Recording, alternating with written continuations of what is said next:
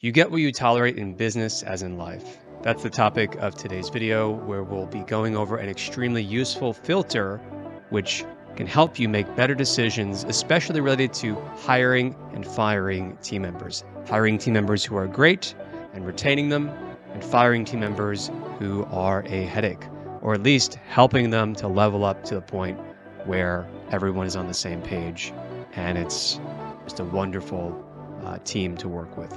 When you see business, as well as life, through the lens of what is it I'm tolerating, or to put it another way, what is it I'm valuing or not valuing the situation, you immediately start to figure out possible decisions and next steps. Well, what if I didn't tolerate this attitude, this level of performance from myself or from others? This healthy discomfort that is then created, born out of this reflection, will naturally drive you and your business to grow. I'll share more stories coming up.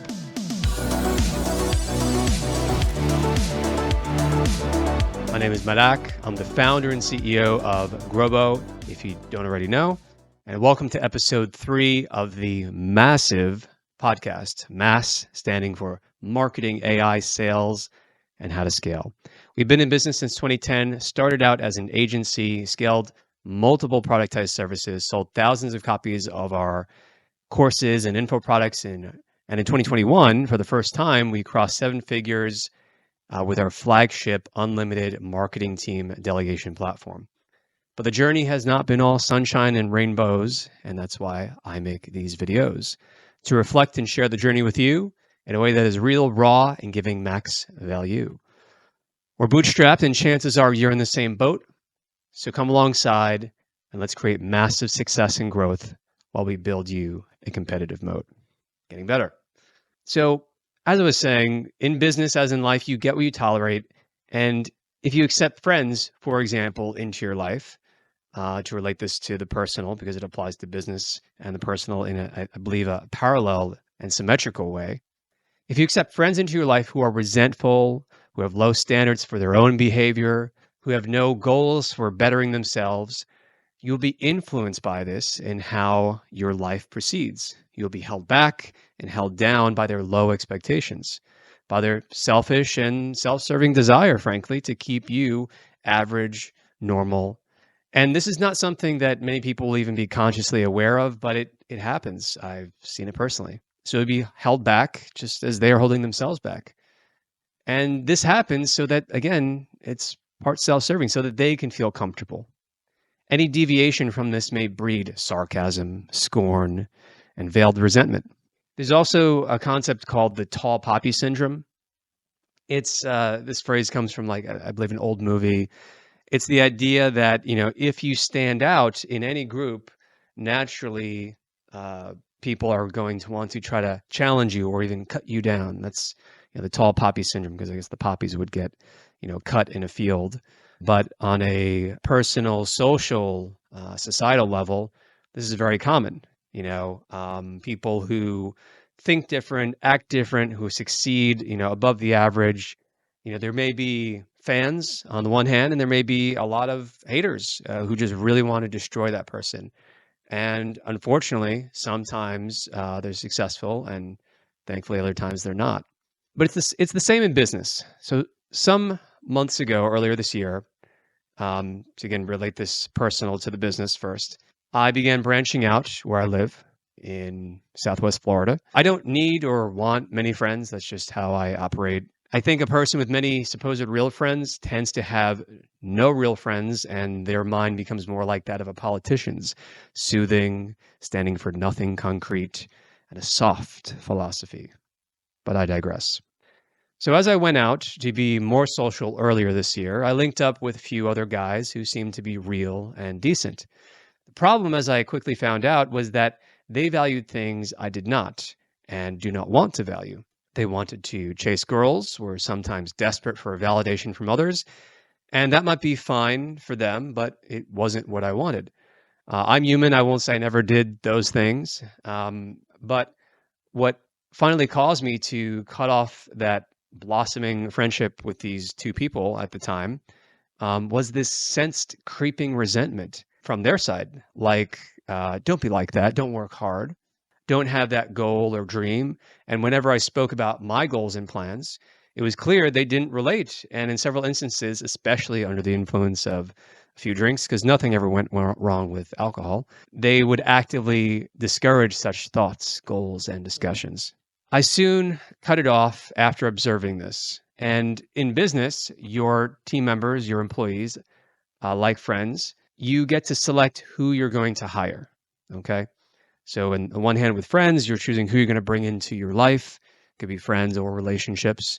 Friends, you hire into the quote unquote business of your life, whereas employees and team members, you hire into your life, but technically, into your business, but still kind of hiring them into your life in a real way.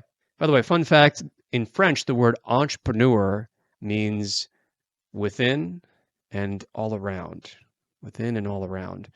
And I thought of this because, just the idea of like these parallels that we're seeing here in terms of business growth and bringing people into your life or not into your life. And I heard this definition, the etymology of the word from someone who researched this for a presentation back in college, a credible person. However, just to be fair and accurate, according to ChatGPT, this is not correct, allegedly. But I like the idea, entrepreneur, within and all around. I like the idea of it meaning that. So even if it's not exactly that, I include it here for your enjoyment. So if you have team members who fail to communicate, fail to achieve tasks, and fail to be, in general, work in a way that limitations and best serves the company, what do? Well, let's take the example of good old Honest Abe. The books that are written about Abe Lincoln are terribly written and very boring reads. You probably fall asleep reading them, most of them. But I read a great one in college, and it told his story of how he operated with his generals during the Civil War.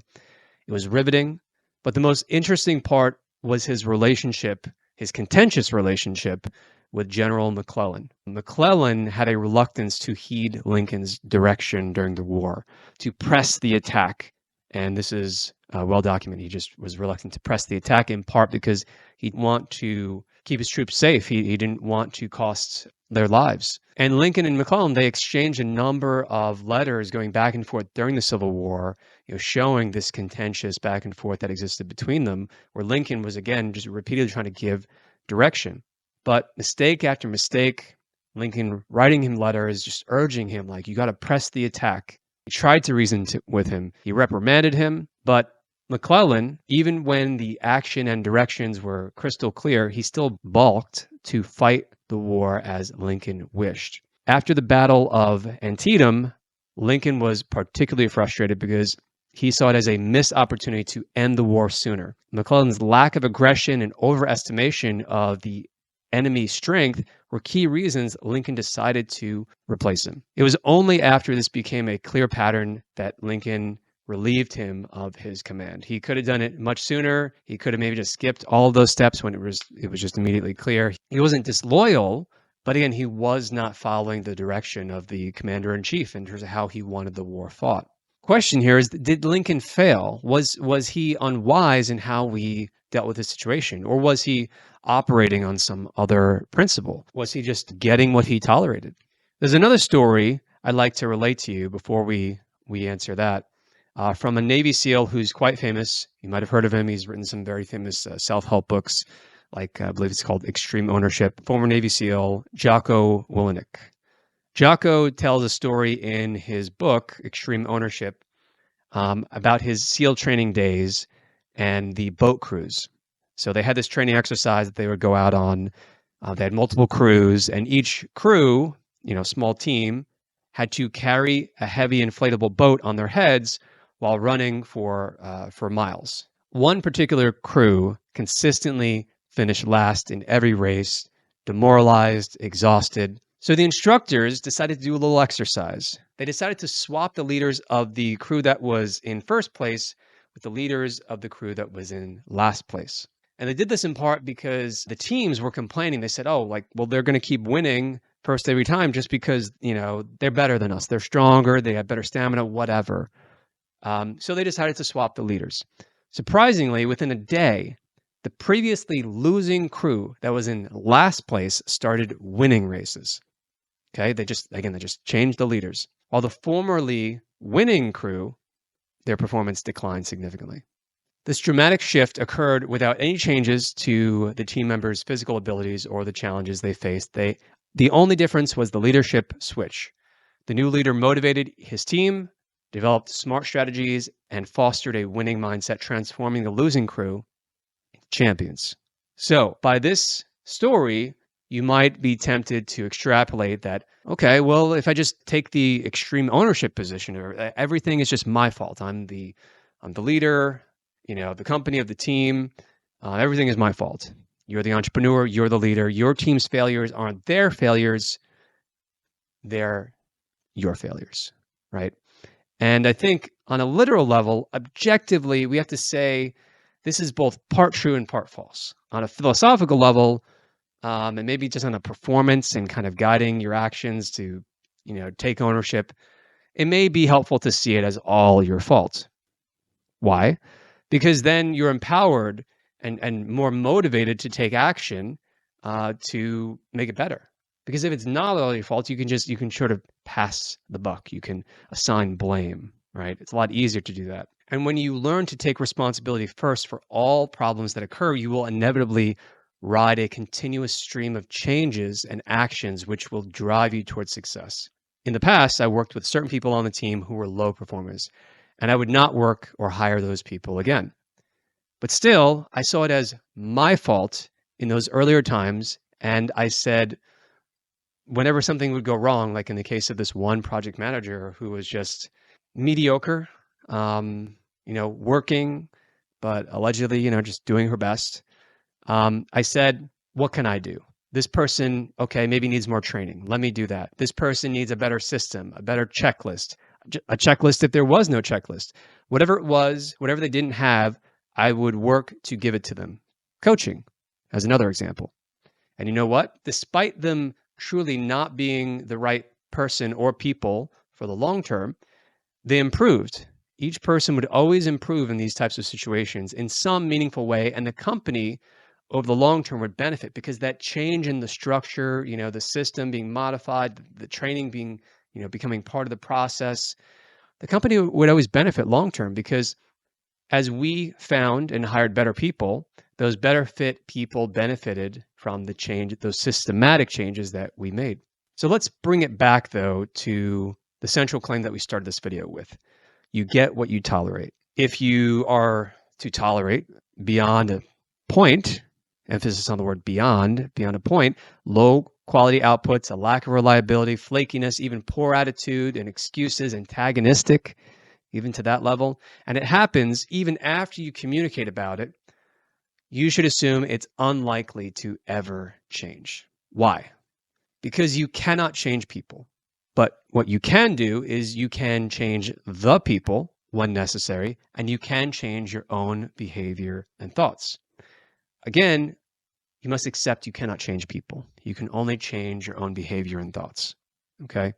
Which can include making the sometimes difficult decision to replace someone or multiple people even.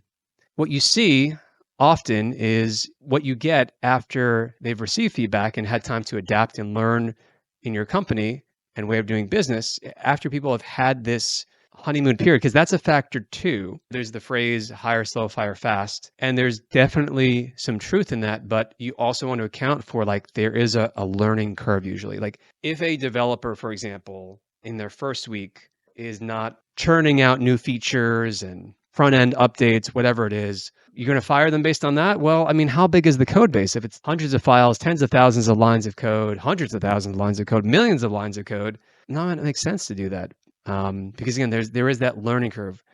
And it's different for different situations. Right? Every situation, every position is unique.